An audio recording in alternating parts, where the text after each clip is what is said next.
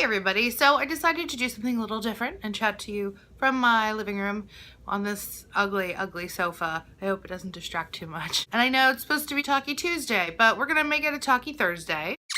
There has been a lot going on lately, especially just this week, and I will talk more about that in the end. But before we get to that, I had asked if anybody had any topics that they wanted me to talk about on a Talky Tuesday, and you did! The first topic came from my friend Mindy, and all it said was, NSYNC! So yes, I was an NSYNC fan. I freely admit it. I might have been a closeted Spice Girls fan in high school, but you know, I was out of high school. I was an adult. I like any boy band that I chose, except for Backstreet Boys, because they suck. Fight me. One of my first excursions after finally getting my driver's license was to take my friend Mindy and I, bet you didn't think I'd use this picture, huh? To Pittsburgh, to Three Rivers Stadium to see NSYNC. As you can tell by our custom-made t-shirts, Mindy was crushing on Chris Kirkpatrick.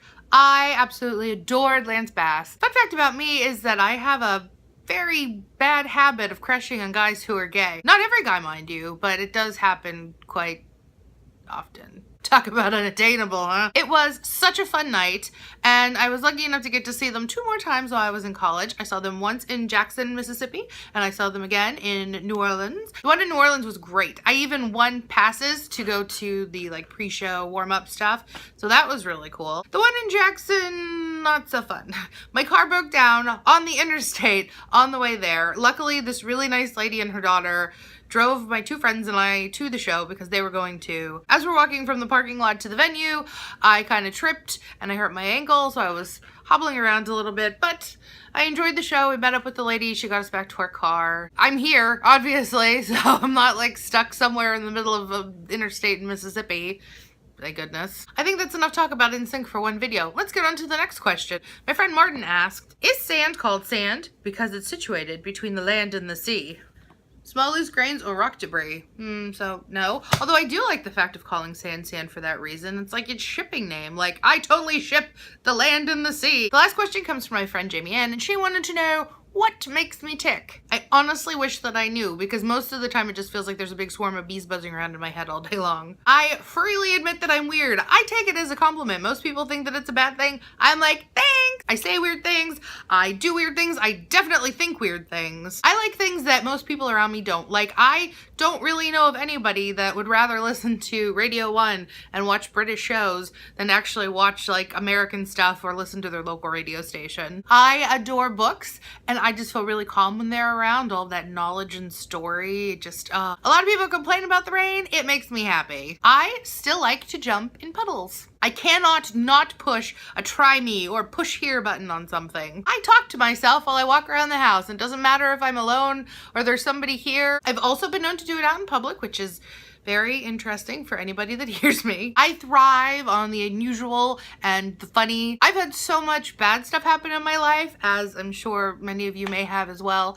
And so I just like to do things to make me happy, to make other people happy, to make the day better even for just a little bit. I just really like to brighten people's day, even if that day is just my own, by telling myself a really lame joke, which has happened. Probably more than I should admit. As far as any pet hates, I really don't like rudeness. I don't like lying. I don't like cheaters. I don't like people that have seemed to have forgotten the rules of the road. I don't like people that don't use their turn signal. I don't like people that don't give you a little thank you wave whenever you let them in front of you or let them turn in front of you while you're driving. I may or may not have a touch of road rage, but my road rage consists of just sitting in my car and tutting at them for not knowing the rules of the road. So what have we concluded from all of this? Basically, that I am a big weird geek who has a strange devotion to proper operation of motor vehicles and a very massive appreciation for all things British. Is it any wonder that I was single until I was 20? On a more serious note though, I do find it really interesting to kind of look back on your life and who you are and who you've become. Nothing will make you do that more than death, even more so when it's the passing of somebody that is close in age to you. We attended a wonderful memorial service yesterday, and although I only met Jenny once,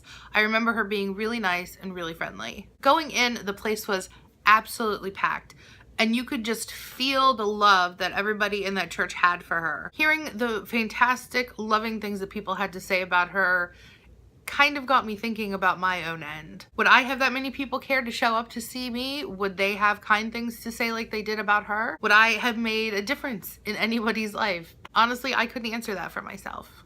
I can be extremely supportive to anyone. I can give advice all day long. But when it comes to myself, I don't feel like I'm worthy of it. We had a really lovely little get together afterwards, and I still was thinking through that the whole night. When we got home, I got a notification on my phone from YouTube that I had a new comment, and I read it, and the person just thanked me for being so funny, saying that they liked my videos. I replied back like I usually do, and they replied back that I was the first YouTuber to ever do that, and that was so kind of me to do that. I get comments all the time from my friends, from my family, from, other YouTubers, and, they'll tell me that something was funny, that they really liked it, but, I mean, deep down, I kind of feel like they say that because they feel they have to, but to have it come from a stranger, I mean, it meant a lot more. Does that make any sense? I know nothing of them, aside from the fact that they watched one of my videos. This random person on the planet, decided to watch me ramble like a goof, and they enjoyed it. And I mean, that's why I love YouTube so much and social media, just that you could make a connection with absolutely anybody. I really needed that stranger's comment more than anything last night, and I very much appreciate it. Maybe a few people would turn up to my service, and hopefully they would have nice things to say. And if that does happen, and you're one of the people that comes to my service, wear something that you think that I would find appropriate. None of this stuffy dresses and suits bullshit. Unless you're really comfortable in that, and then go for it. Recite some Monty Python, play a Dan and Phil video, and pour out a little bit of Coca-Cola for me in my memory. Way to end a video, Samantha, get all emotional and deep. But if you like this video, give me a thumbs up. Subscribe if you haven't already. If you'd like to discuss anything, put it down below. I will get back to you ASAParoonie. I hope that you all have a wonderful weekend, and I will see you Monday with what I did this weekend. Bye, love you.